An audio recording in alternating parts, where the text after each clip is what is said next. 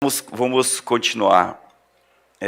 Nós estamos aprendendo um pouco sobre perseverança e hoje eu quero falar um pouco sobre essa questão de coisas que a gente precisa abrir mão, não é? Na verdade, trazendo só alguns princípios, que tem tanta coisa que a gente precisaria abrir mão ou precisa abrir mão no nosso dia a dia, mas isso é uma caminhada com Deus, né? Isso é uma jornada e que pelo caminho você vai deixando coisas para trás, não é?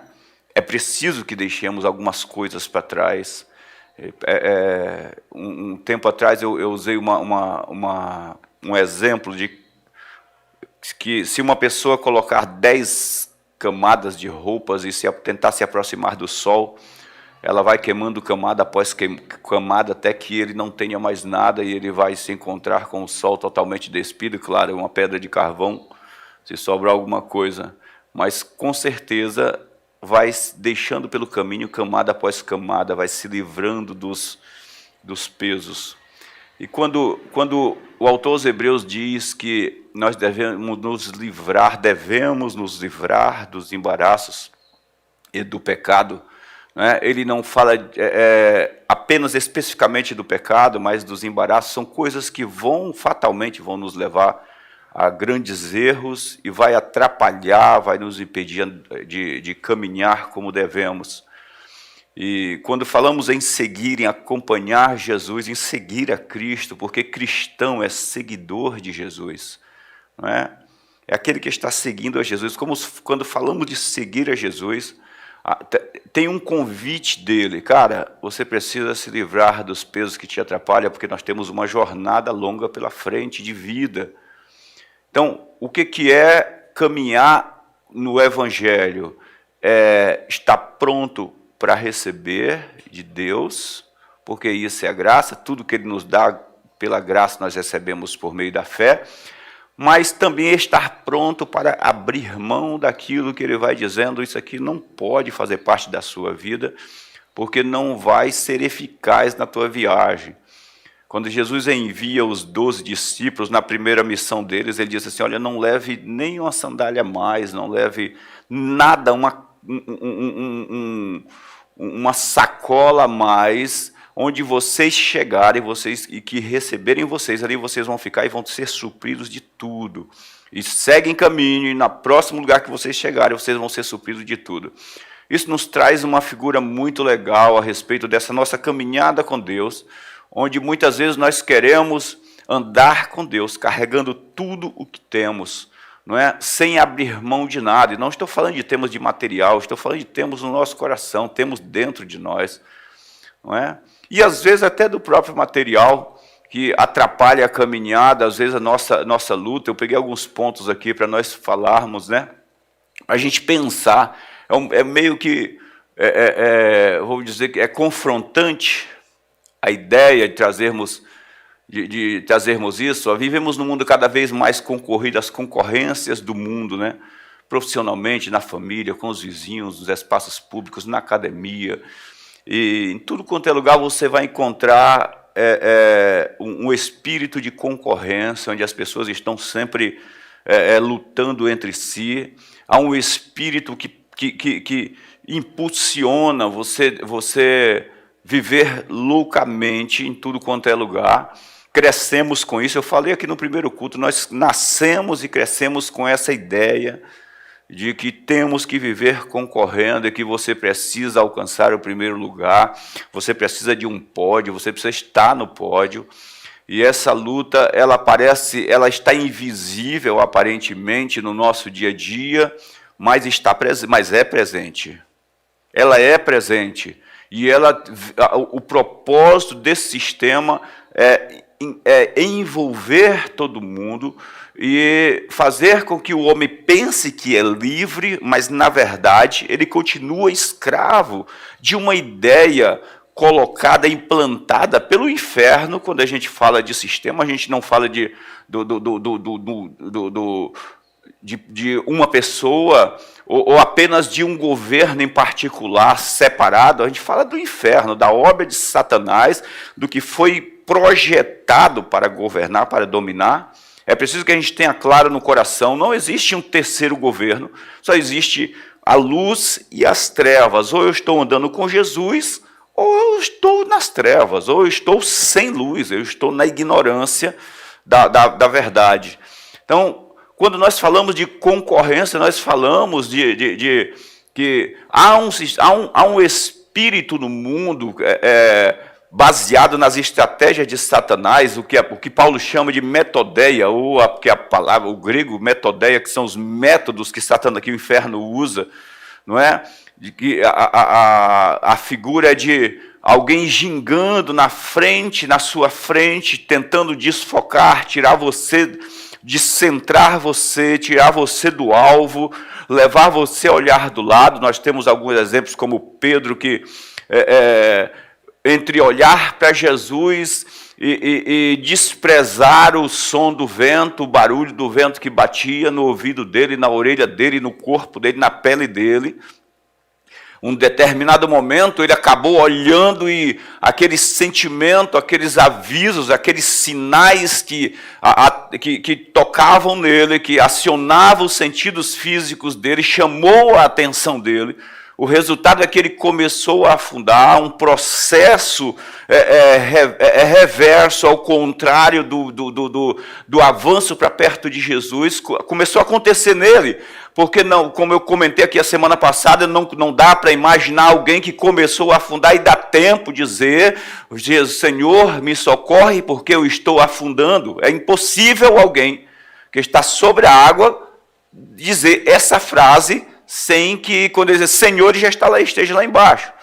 Então, houve um processo, né, de oposição à nossa jornada com Deus, à nossa caminhada, à nossa iluminação, podemos dizer, a revelação maior de Jesus. Então, esses métodos de Satanás, ele está espalhado por todo o sistema. Nós precisamos entender o que Jesus diz, que esse mundo jaz no maligno, e que pelo fato de Jesus ter vindo e estabelecido o reino de Deus, não significa que o mundo deixou de estar no maligno. O reino vem e é estabelecido dentro da gente. Ele disse: o reino de Deus não está lá ou lá, está dentro de vocês. Está no coração de vocês, ele foi estabelecido dentro de vocês.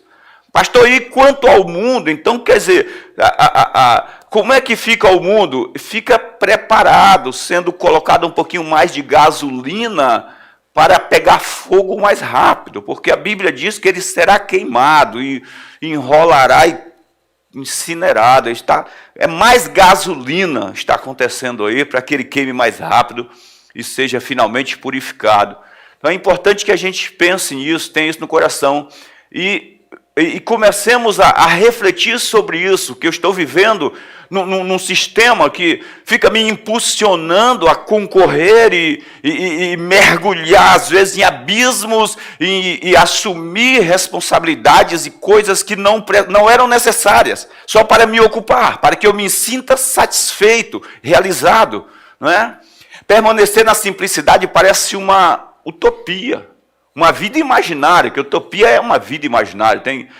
Quando a gente fala de utopia, é uma coisa que eu gostaria de viver, mas não é exatamente a minha realidade. A concorrência tornou-se o juiz e talvez a plataforma onde a maioria das pessoas vivem durante toda a sua vida.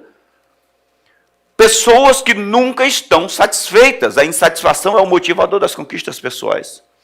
Que nunca estão satisfeitas na vida, elas nunca estão realizadas. Paulo diz para Timóteo, se você tem com que se aquecer, se você tem ali o simples, cara, esteja feliz com isso. Ele não está dizendo para você dar glórias a Deus à pobreza, ele está dizendo assim, cara, seja um cara realizado, seja um cara completo.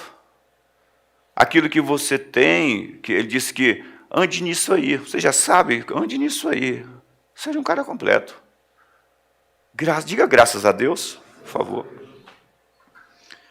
E nós somos, às vezes, pegos dentro disso, observando que não satisfeito com a nossa família, não é? Fala o ser humano, não satisfeito com a família, não satisfeito profissionalmente, não satisfeito com a vida, não satisfeito com o bem que possui, e acabou de possuir o bem. Se vocês prestarem atenção, nós somos induzidos a essa ideia, não é? De estar sempre buscando algo, porque aquilo que você já alcançou não é suficiente, que na verdade não era exatamente aquilo que você queria.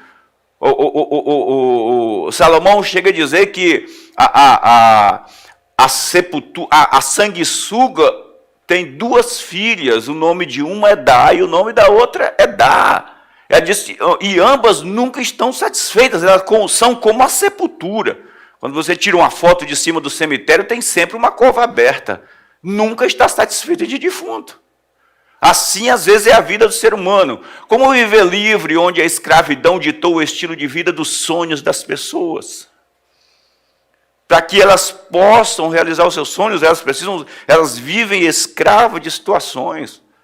Pessoas que se lamentam e dizem com um pesar terrível: eu nunca vou conseguir ir na Europa.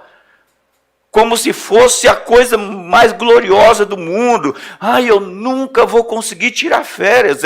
Elas estão vivendo oprimidas dentro de um sistema que está cobrando delas. Se você não fizer isso, você vai morrer. Você não é gente, você não existe, você não é forte. Não estou dizendo que você não deve ou não deve desejar fazer isso. Estou dizendo que você precisa parar e concentrar suas forças em Cristo Jesus, porque Ele realiza todas essas coisas e onde você estiver, você desfruta. É muito ruim quando alguém, depois de ter adquirido uma coisa, diz: eu quero aquele, porque aquele é melhor. Né? Como viver livre num mundo onde o que as pessoas acham de mim é capaz de me fazer não querer repetir a mesma muda de roupa durante um ano? Pessoas que andam tão preocupadas com o que as pessoas pensam que elas precisam fazer alguma coisa para mudar a forma das pessoas olharem para elas. Estava comentando ali agora há pouco sobre a imagem projetada, dois tipos de imagem que nós vivemos, não é? E que é a imagem real de nós mesmos, aquilo que Deus vê, como Deus lida com as pessoas, e a imagem projetada. É a imagem que o mundo nos vê, como o mundo nos olha. Como a gente se mostra para as pessoas, qual o tipo de imagem que nos apresentamos para as pessoas, isso é uma imagem projetada. Nós projetamos alguma coisa para que as pessoas pensem alguma coisa da gente. E existe uma imagem real que é aquela com a que Deus lida, é aquela que Deus conhece, é o que nós somos de fato. O sistema cobra uma imagem projetada, você tem que ter esse modelo de vida, você tem que ter esse modelo de imagem, você tem que ter esse modelo de família, você tem que ter esse modelo de comportamento para que você seja realmente alguém que faz parte da sociedade. Não é? Mas qual é o tipo de imagem que nós estamos realmente alimentando? A respeito disso, Jesus disse: não será possível as pessoas me seguirem com as mãos ocupadas. Quando ele disse isso? Quando ele fala lá que para quem quiser vir após mim, tome a sua cruz e siga-me. Se você tomar a sua cruz, não sobrará mãos para mais nada. Essa foi a proposta dele para os que querem segui-lo. Andar com Jesus é preciso que eu esteja disposto a abrir mão. E preste atenção nisso, gente, que quando aquele jovem rico, um certo jovem rico chegou para Jesus e disse: o que farei para herdar a vida eterna? Aí Jesus disse: não matarás, não roubarás, não farás isso, não farás aquilo. Ele disse: isso eu faço desde a minha mocidade. Diz assim: Jesus o amou e disse: mas falta uma coisa, cara, para você fazer. Vai e vende tudo que tem e vem e segue-me. É claro que Jesus não estava querendo tirar os bens daquele jovem, estava querendo esvaziar as mãos dele para segui-lo. E a Bíblia diz que ele tinha muitos bens, e se entristeceu e saiu. Foi embora, deixou Jesus. Jesus disse: olha, quão difícil será, cara, um rico entrar nos céus. E, novamente, Jesus não está falando de um rico material, porque é muito complicado essa forma de visão das pessoas, de que cristão não pode ter coisas, ou ser abençoado, ou viver abençoado. Ele não pode ser vendido a isso. Isso ele não pode. Pedro disse para Jesus: e o que seremos de nós, Senhor? Se nós deixamos tudo e te seguimos, Jesus disse: Pedro, não há quem tenha deixado pai, mãe, filhos e filhas e campos e bens nesta vida, que não receba 100 vezes tanto nesta vida, com perseguições. Por que com perseguições? Porque existem combates que você trava, não fora, mas dentro de você, para todos os dias ter Jesus como a prioridade da sua vida. Gente, a guerra não está do lado de fora. O combate é travado dentro de você. Guerra não é do lado de fora. Às vezes nós usamos nós como seres humanos, como cristãos, usamos alguns apoios ou bengalas na vida para justificar a não prática de determinados atos ou não ter tomado determinados comportamentos corretos. E usamos, às vezes, por exemplo, uma pessoa pode dizer assim, exemplo, a pessoa pode dizer, olha, sei lá, vou pegar uma coisa comum entre nós. Eu não fui na igreja porque estava frio. Aí depois ela disse, sabe por que eu não fui hoje? Porque estava quente. Não tem a ver com a parte externa, com o que está acontecendo do lado de dentro, do lado de fora, tem a ver com o que está acontecendo do lado de dentro. Então essa guerra, ela é travada aí dentro de você, dentro de cada um de nós. Mateus 13, 18 e 19, Jesus diz assim, portanto, ouçam o que significa a parábola do semeador. Não é? 18 a seguir, perdão. Quando alguém ouve a mensagem do reino e não entende, o maligno vem e arranca o que foi semeado em seu coração. Este é o que foi semeado à beira do caminho. Ele está falando sobre o semeador, e está aqui é a explicação. Não é? Que ele diz que o semeador saiu a semear, e uma semente caiu na beira do caminho, outra entre espinhos, e ele vai explicar aqui o que significa. O que não entendeu, claro, o diabo vem e leva embora. Quando o que foi semeado em terreno pedregoso é aquele que ouve a palavra e logo recebe com alegria, todavia não tem raiz em si mesmo, não é? E permanece por pouco tempo, quando surge alguma tribulação ou perseguição por causa da palavra. Dá uma olhada aqui quando ele expressa que essa semente ela não tem raiz em si mesmo, é porque ela não houve uma transferência, recebeu com alegria, é uma verdade, cara transformadora. Por que alguém recebe com alegria uma verdade? Porque ela vai diretamente de encontro a uma necessidade real, a um momento real da vida daquela pessoa.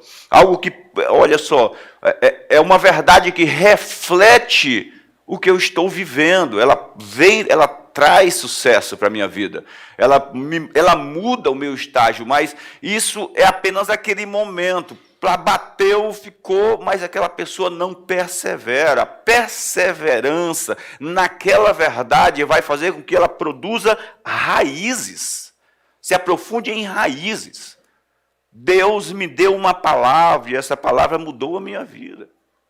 Isso é muito importante que a gente entenda que o processo de enraizamento é semelhante ao cuidado que eu tenho com qualquer semente que eu semeio. Quando ela começa a nascer o renovo, ele ainda está fraco, ele está sujeito às intempéries e pode arrancá-lo e arrastá-lo. Se eu perseverar em cuidar e protegê-lo e cercar esta verdade, com declarações, com um posicionamento sobre ela, essa verdade vai se enraizar e me manterá de pé. São centenas de pessoas que a gente ouve dizer que sentou no banco de uma igreja, buscando um resultado para as suas vidas, e a palavra foi de encontro a elas, aconteceu, Deus falou, mas elas não perseveraram. E aí, o que acontece? A tribulação ou a perseguição por causa da palavra. Então, o que é que vai ser provado no coração do homem? A palavra. Tiago diz que a fé é provada. A fé em quê? Na palavra. O combate do inferno é por causa da palavra. Ele vai querer tirar as verdades dentro de você. Até porque quando você instala um novo programa no computador, quando você baixa alguma coisa, aparece lá uma mensagem assim, você permite que o seu computador seja alterado, ou as configurações sejam alteradas por esse programa? Se você quer que o download continue, você clica sim.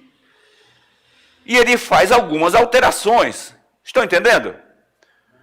Aí você recebe uma verdade, ela veio, pá, é isso que eu quero. E o download começa a acontecer. Entra na tua mente, pelo teu ouvido, vai para a tua mente e começa a acontecer. Só que chega uma hora que a verdade diz assim, você permite que esta verdade gere algumas alterações no teu comportamento, no teu dia a dia?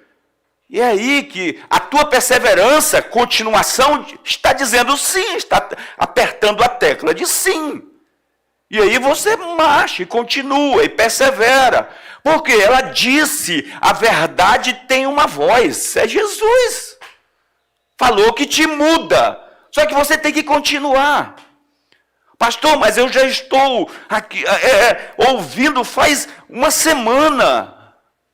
Gente, alface não dá em uma semana, são 90 dias. Eu acho, 90 dias para colher. Agora, pega uma coisa mais segura, eu sempre uso a expressão coco, mas agora eu estou descobrindo que coco está dando com 1 ano e meio. Antigamente, coco dava com 7 anos. Agora, 1 ano e meio, vocês veem que até... Eu usei uns exemplos de coco, né, que dava com 7 anos. Aí, esses dias eu estava conversando com um camarada ali que planta as coisas. Ele falou, não, cara, plantou com 1 ano e meio, já está dando coco.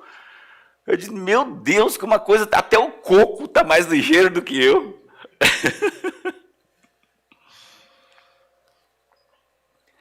A perseverança vai aprofundar as raízes. Verso 22, quanto ao que foi semeado entre os espinhos, este é aquele que ouve a palavra, mas a preocupação desta vida e o engano das riquezas sufocam e tornam ela infrutífera. Preste atenção, olha só, ela cresce, vai crescer, vai gerar uma raiz e permanecer, mas ele diz que há uma coisa que concorre com a verdade, a falta do descanso, a confiança.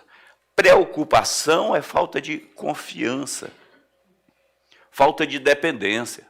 E finalmente que foi semeado em boa terra, este é aquele que ouve a palavra e a entende, recebe de bom e reto coração. Eu peguei aqui as 3 expressões, entende, recebe de bom e reto coração, que é como Mateus fala, Marcos fala e Lucas fala, na mesma parábola, né?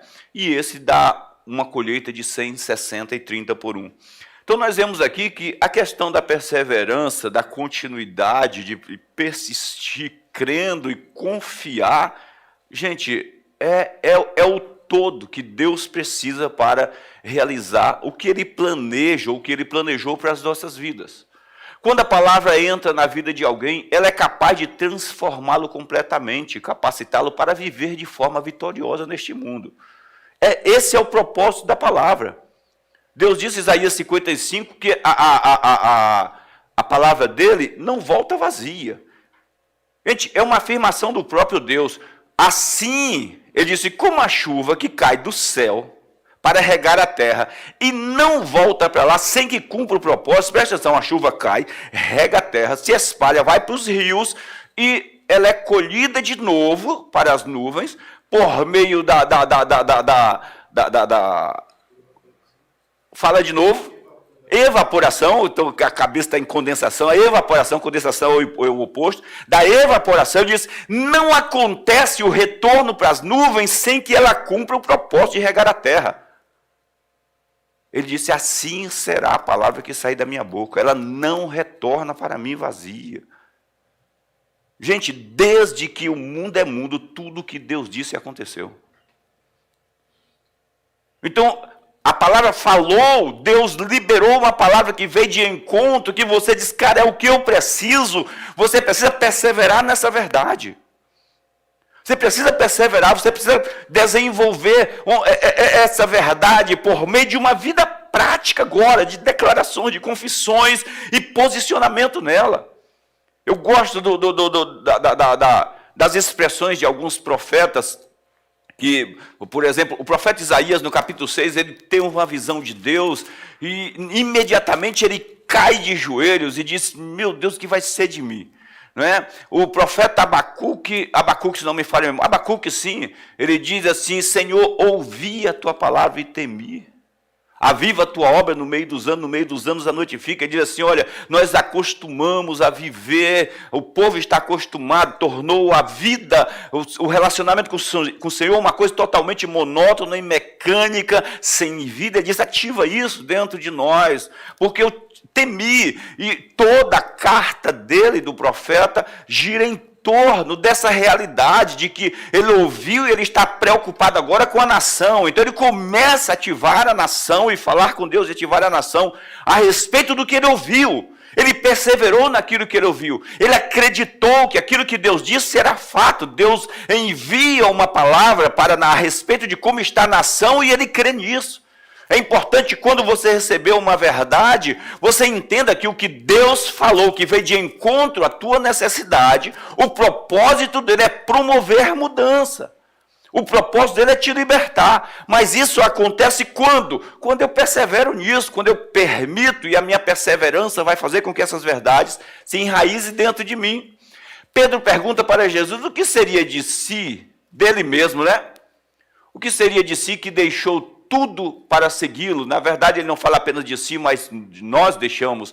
E Jesus diz, cara, ninguém que tenha deixado casa, irmãos, irmãs, pai, mãe, filhos, campos, por causa de mim e do Evangelho, deixará de receber 100 vezes mais já no tempo presente, em casas, irmãs, mães, filhos e campos, e com eles perseguição. Jesus não teria necessidade de falar de conquistas nesse mundo se ele não quisesse falar, se não fosse uma realidade.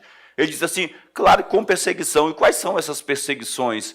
É claro que são os combates que você trava, alguns deles são os combates que você trava dentro de você, para manter Cristo como o centro da tua vida e não as coisas que você conquistou, as suas conquistas. O grande duelo da verdade é nos libertar e nos levar para cima, treinando os nossos pensamentos para vivermos de fato o melhor de Deus.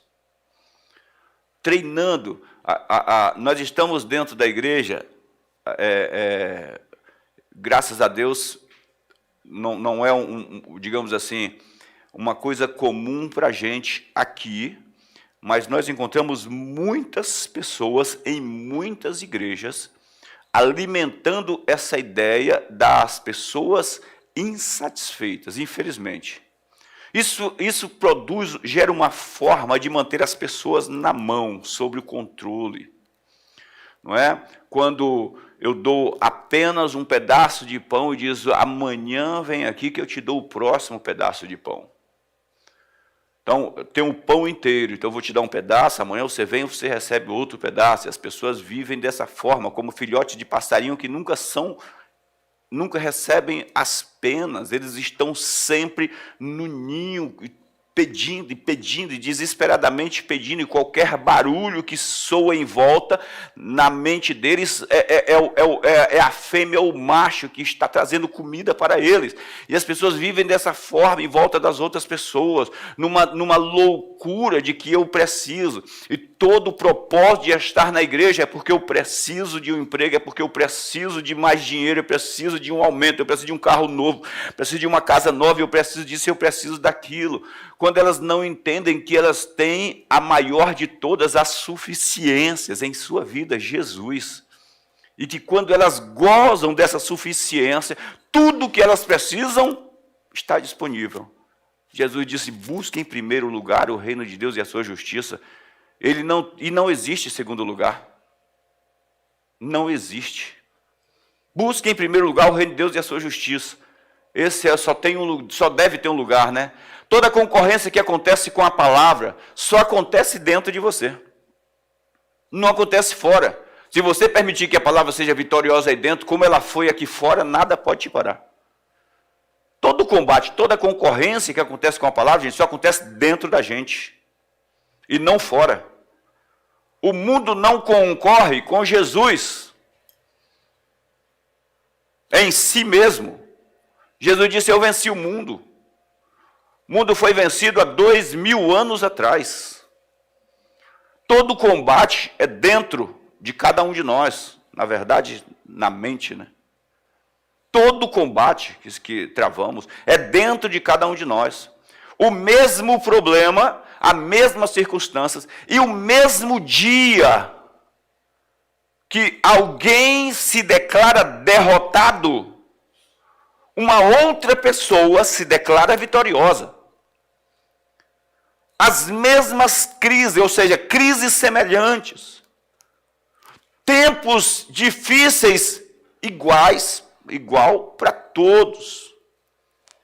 Um grupo se declara vitorioso porque ele processa a palavra da forma correta, tem uma visão correta, e um outro grupo se declara derrotado por causa dessa mesma dificuldade, porque ele processa, e eu estou falando de homens e mulheres que se assentam em bancos de igrejas, porque eles processam de outra forma. Nós temos essa figura no livro de Números, quando 12 espias vão olhar a terra, 10 veem os gigantes e se declaram dentro deles incapazes de vencê-los. Nós somos aos olhos deles e aos nossos olhos como gafanhotos. 2 se declaram capacitados não apenas para enfrentá-los, mas também ter eles sobre a mesa como o pão no café da manhã. Esses caras serão o nosso pão, nosso lanche. Isso é muito, não é nem um almoço, será o nosso pão, café da manhã. Então, tudo depende da forma como eu vejo. Então, a guerra não é travada do lado de fora, é travada do lado de dentro. O lado de fora vai só experimentar o que aconteceu do lado de dentro. Que vai sair de dentro para fora, vai indicar qual foi a decisão que você tomou, para quem nós rendemos, levantamos, erguemos a nossa bandeira. Se foi uma bandeira de rendição branca para o mundo, com referência ao mundo. Se é uma bandeira de rendição, estou rendido, concordo com você, eu sou o que vocês dizem que eu sou, eu não posso o que vocês dizem que eu não posso, eu não vou onde vocês dizem que eu não devo ir, eu sou um fracassado, como vocês dizem que eu sou um fracassado, ou a bandeira do reino, dizendo, olha, aquele que venceu está comigo, e vou dar um conselho para vocês. Se ninguém está querendo sair daqui sangrando, se retire agora, porque todos os que ficarem vão ficar sem cabeça. Essa deve ser a bandeira que você deve alçar sobre o mundo. Se Jesus encontrar entrega e dependência em seu coração, ele te dará forças para viver na verdade. São só 2 coisas que Jesus busca dentro da gente: entrega e dependência. Coração aberto e total dependência. Vamos ver essa passagem aqui de Josué. Eu gosto muito dessa passagem porque ela é um indicador muito bom para a gente. Porque Josué foi um grande conquistador, não é? Aliás, Josué é um tipo de Jesus. Ele foi um grande conquistador. E a repercussão das conquistas, da caminhada do povo do Egito até entregar nas mãos de Josué, essa caminhada através de Moisés, trouxe uma força tremenda, que a Bíblia diz que o terror de Deus estava na frente. Mas quando fala de Josué, fala que o terror que Josué colocou estava na frente. Então o cara era violento, era um administrador de batalhas assim sobrenatural, um general nas batalhas, um conquistador, ele marchava em direção e vencia. Mas aqui nós temos um evento muito interessante. Diz assim: contudo, quando os habitantes de Gibeon souberam que Josué tinha feito com Jericó e Ai, dá uma olhada, souberam o que Josué fez com Jericó e Ai, recorreram a um ardil. Gente, isso aqui é um esquema de como pegar o cara. Recorreram, vamos sentar, vamos pensar como a gente pegar o cara. Vamos ver onde a gente consegue, presta atenção, onde a gente consegue colocar a nossa cunha e deixar ele, enfraquecê-lo e entrar na vida dele. Isso é muito importante que a gente entenda que, pelo fato de você não ter aí um problema, uma situação para resolver, não significa que você pode viver ou tentar caminhar em separado de Deus. Pastor, olha, eu estou há bastante tempo aí sem ir na igreja, sem frequentar a igreja, sem ouvir uma palavra, sem ler a Bíblia, e para mim minha vida está normal. Não voltei a beber, não voltei a fumar, não estou empregado, a família está bem. Presta atenção, porque o diabo está só procurando uma brecha. E pelo fato de estar todos os dias na igreja, também não significa que o diabo não esteja planejando trabalhar e buscando um meio de criar encalços para nos parar. Então esses caras ouviram o que Josué tinha feito e recorreram a um ardil. Enviaram uma delegação com jumentos carregados de sacos gastos e vasilhas de couro velhas, rachadas e remendadas. Os homens calçavam sandálias gastas e remendadas e vestiam roupas velhas. Todos os pães do suprimento deles estavam secos e esmigalhados. Foram a Josué ao acampamento de Gilgal e disseram a ele e aos homens de Israel: viemos de uma terra distante, queremos que façam um acordo conosco. Dá uma olhada aqui, eles apelam para o campo de visão. A primeira coisa é apelar para o campo de visão.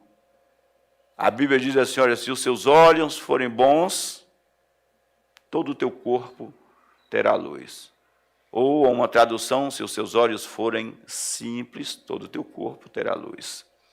E quando fala lá de olhos bons ou olhos simples, fala assim, se os teus olhos forem, se você for capaz de manter os teus olhos no único alvo. Ele diz assim, todo o teu corpo será luz. Hebreus diz, o nosso alvo tem que ser Jesus, olhando firmemente para Ele. Olhos bons são olhos que são capazes de permanecer no único alvo. Esse grupo, eles apelam diretamente para a visão, para o que Josué ia enxergar. Os israelitas disseram aos heveus, talvez vocês vivam perto de nós, como podemos fazer um acordo com vocês? Somos seus servos, disseram a Josué. Josué, porém, perguntou, quem são vocês e de onde vocês vêm? Eles responderam, seus servos vieram de uma terra muito distante por causa da fama do Senhor teu Deus. Agora eles apelam para a vaidade espiritual. Cara, não conseguimos passar pelo toque da visão. Os caras estão treinados, os caras não se importam com riqueza ou com pobreza. Isso é muito bom, né? E não se enganam. Então vamos agora para a vaidade espiritual. Vimos o que o Senhor teu Deus fez, e de tudo que fez aos 2 reis dos amorreus, a leste do Jordão, Seom, Esbom, Og, rei de Bassã, que reinava em Astarote. Os nossos líderes e todos os habitantes de nossa terra nos disseram, juntem provisões para a viagem, vão encontrar-se com eles e digam-lhes, somos seus servos, façam um acordo conosco. Este nosso pão estava quente quando o embrulhamos em casa, no dia em que saímos de viagem para cá. Mas vejam como agora está seco e esmigalhado. Estas vasilhas de couro que enchemos de vinho eram novas, mas agora estão rachadas. E as nossas roupas e sandálias estão gastas por causa da longa viagem. Os israelitas examinaram as provisões dos heveus, mas não consultaram a Deus. E aí nós já sabemos o que vai acontecer. Lá na frente, depois que passa Josué, depois que passa Saul, aí Saul, olha só, Josué entrega o reinado dele. Depois de Josué, gente, acontecem em Israel cerca de 12 ou 13 juízes. Aí vem o reinado de Saul, 40 anos Saul reina em Israel. Depois do reinado de Saul, Davi assume. A gente está falando aí, gente, de mais de 100, 150 anos de história. Aí Davi entra e acontece uma grande fome. E Davi não entende por quê. Por 3 anos há uma seca desgraçada na terra. E Davi foi orar a Deus. O que está acontecendo? E Deus disse lá atrás, quando Josué não me consultou, fez uma aliança com os gibeonitas, prometeu proteger a vida deles. Saul, quando entrou, por zelo matou os gibeonitas, quebrou a aliança. E agora, infelizmente, você herdou essa situação. Então, Davi teve que fazer lá todo um sacrifício para trazer a coisa de volta. Mas o que eu não quero aqui falar de herança, né, de filhos que herdam o pecado dos pais. Eu quero trazer esse ponto que eu acho que é muito importante para a gente. Consultar a Deus é dependência, é um coração que depende de Deus. Não importa se você está em alta ou se você está em baixa, a dependência tem que ser a mesma. Não importa se você está vivendo em tempos de paz ou em tempos de guerra. Porque muitas vezes nós dizemos isso, e a maioria de nós já pensou assim, cara, quem precisa de Deus é aquele bêbado que está ali, quem precisa de Deus é aquela família que está destruída, quem precisa de Deus é aquele mendigo que está vivendo na rua, quem precisa de Deus é aquele drogado. Na verdade, todos nós, quer sejamos já nascidos de novo, novas criaturas, e tenhamos uma vida com Deus, precisamos de Deus na mesma proporção que qualquer outra pessoa no planeta precisa. Precisamos viver totalmente dependentes dele. O fato desses caras terem apelado primeiro para o ponto de vista, a visão de Josué, e não conseguiu entrar por esse campo, eles apelam agora para a parte espiritual e coloca lá em cima as conquistas e o relacionamento de Josué com Deus, a ponto de Josué se sentir prontamente a responder por Deus. Ele responde por Deus, porque quando ele faz aliança sem consultar a Deus, ele responde por Deus. Cara, estou demais com Deus, dá uma olhada que Deus fez por meio da minha vida. Isso é muito legal, Deus ter feito muitas coisas por meio das nossas vidas, mas nunca, jamais será para nos tornar independentes dele. A grande questão, ou a grande roubada na vida do cristão é aquela sensação de que distante de Deus, nada de ruim está acontecendo. Mas se nós desligarmos um ferro da parede, ele está lá a 140 graus de temperatura, você tira da tomada, por um bom tempo você não pode tocar nele, porque ele continua quente. E depois de horas que ele foi desligado da tomada, ele ainda está com alguma temperatura. E isso vai caindo gradativamente. A perseverança é para que eu não perca a temperatura. É para que você não perca a temperatura. Você esteja sempre quente. Tudo que você tocar tem que marcar.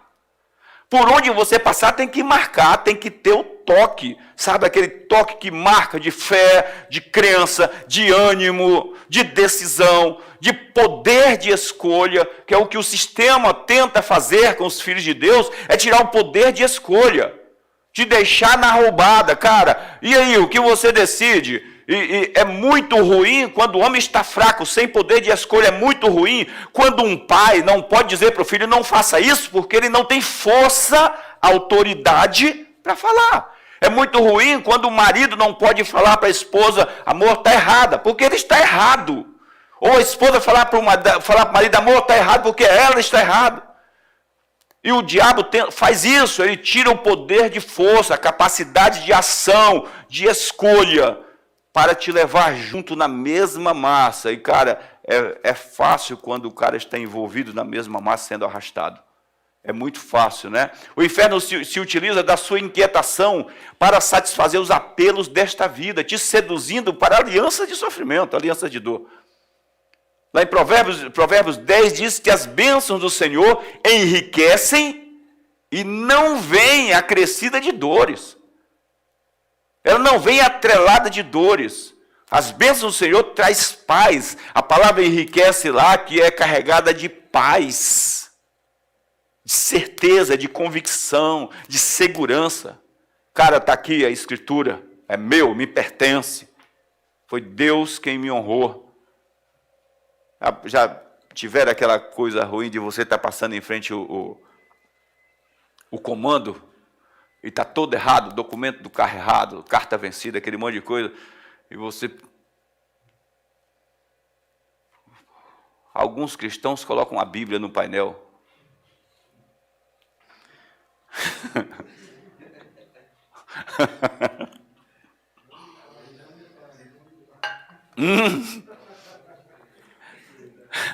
É a declaração positiva, né? Não vai parar, não vai parar, não vai parar, não vai parar.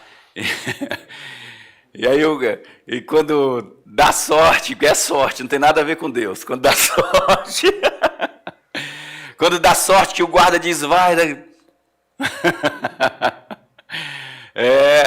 O diabo se utilizará da sua inquietação, da sua insatisfação para arrebentar. Esses dias eu estava conversando com um rapaz, ele falou que ia comprar uma moto. Pastor, estou aí orando já para comprar uma moto, porque eu gosto muito de conversar com ele sobre moto, porque eu gosto de moto, ele também gosta de moto. Então, eu comprar uma moto, eu falei assim, e você já tem carta? Ele falou, não.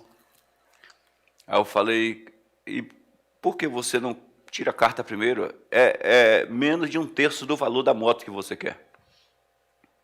Uma carta primeiro, cara. Você vai andar de moto sem carta para cima e para baixo?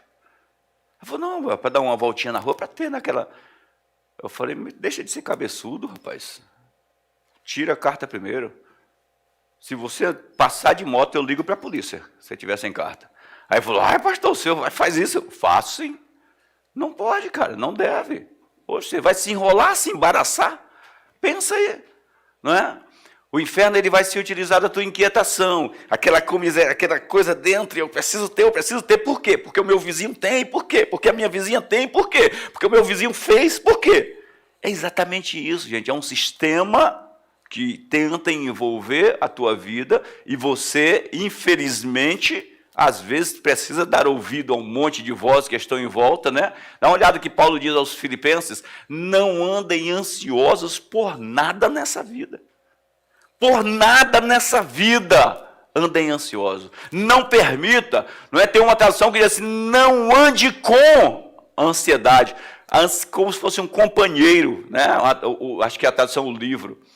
Como um companheiro. Cara, não dê o braço para esse camarada, não deixe ele andar com você no caminho, não deixe ele se assentar no banco do lado do teu carro, não deixe ele deitar na beira da tua cama, não deixe ele se assentar na mesa com você. Quando ele tentar, você diz, o Senhor é a minha rocha, a minha segurança, o meu escudo, a minha proteção.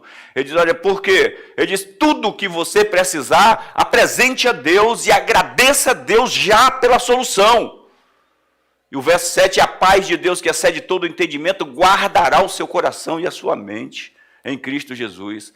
E aí ele diz agora, o que deve ocupar a sua cabeça, a sua mente, com que você deve estar cheio? Está ali, ó, tudo que for verdadeiro, tudo que for nobre, que for correto, que for puro, que for amável, de boa fama, se houver algo de excelente, digno de louvor, que seja o que ocupe a sua mente. E ele termina dizendo que vocês aprenderam de mim, receberam, ouviram e viram em mim, ponham isso em prática, e o Deus da paz estará com vocês. Isso é muito legal, gente, quando você compreende isso. Que eu mencionei aqui outro dia, e isso me ajudou demais, né? Tem me ajudado demais com relação a Efésios, no capítulo de número 6. Não precisa abrir, não, você só escute aí, né? Ele diz assim,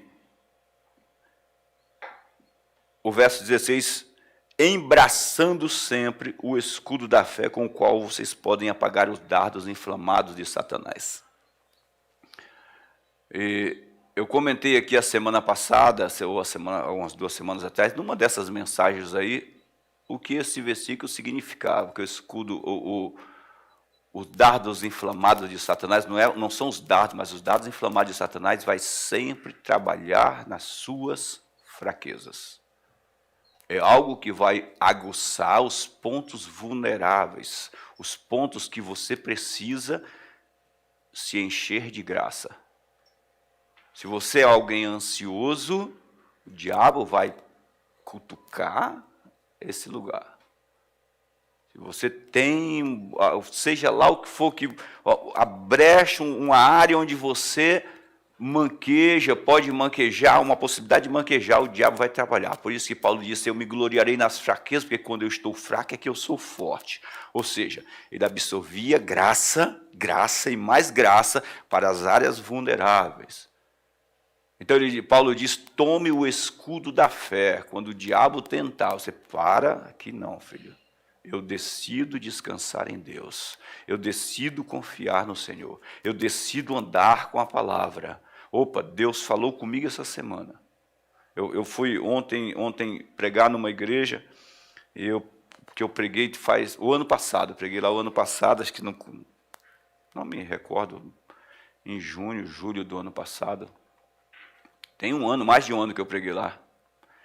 E uma irmã veio falar comigo no final e disse: pastor, sabe a última vez que o senhor pregou aqui, que foi a primeira também, o senhor falou que a nossa vida deve ser de constante ações de graça. Desde aquele dia que o senhor pregou aqui, toda semana eu faço um culto em casa para agradecer a Deus. Ela disse: o senhor acredita que o ambiente da minha casa está muito melhor? Começou a mudar o ambiente da minha casa, porque toda semana eu faço um culto curtinho de meia hora, a gente canta um louvor, põe um louvor lá na televisão e agradece a Deus, faz uma oração de gratidão. E aquilo tem mudado a minha vida. O que ela fez, pegou aquela verdade, refletiu sobre ela, e aquela verdade se enraizou. Um ano depois, ela está falando que essa verdade está frutificando na vida dela. Perseverança é você não sair do lugar que Deus te colocou. É você não sair da firmeza da palavra. A palavra perseverança significa alguém que é firme, que não muda de lugar, que não se dobra, mas não se dobra para o mundo. Então, isso é perseverança, gente. A palavra perseverança não é para te fazer sair correndo, é para te fazer permanecer. Permaneça em Jesus, permaneça nele, canalizando e permitindo, como o Tiago disse, recebendo com mansidão a palavra em voz enxertada, porque ela é poderosa para salvar as vossas mentes, as vossas almas, transformar a tua forma de pensar e tornar você o gigante que Deus espera que você seja sobre a face da terra. Amém? Podem dar uma salva